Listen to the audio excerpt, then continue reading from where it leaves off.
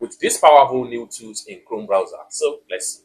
But before we dive into the tutorial, if you find the tutorial useful and you are brand new to this channel, remember click on that subscribe, turn on the notification bell for more useful tutorial about Chrome browser. That being said, let's get started. The first thing you want to do is to simply open up your Chrome browser. And after you open up your Chrome browser, you have to make sure you update your Chrome browser before you have access to this new tool. And for you to update your Chrome browser, what you need to do is to come to the top right here, click on these three dots, and this is going to drop down. Then scroll down the below right here, make sure you navigate to settings, and it's going to load up like so. Next thing you need to do is scroll down right here and make sure you go to about Chrome right here. Click on about Chrome, and in a few seconds, it's going to update. Just like what you see right here, your Chrome should be in this particular update version, 3134. After you have successfully updated your Chrome browser, then the next thing you need to do is to see how we can use this particular new tools that allow us to add our bookmark into somewhere right here. So let's check it out.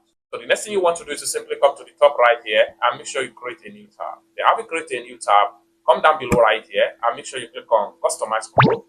And this is Customize window is going to pump up. Simply scroll down, then make sure you navigate to New Toolbar.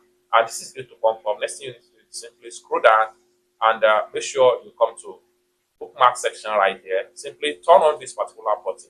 And with that, you have your bookmark in the home screen right here. You can simply click on here and it will take you to all the bookmark you have in your Chrome browser. Just like what you see right here, you can work on your bookmark, you can edit your bookmark, you can delete as many as possible bookmark if that is what you want to do.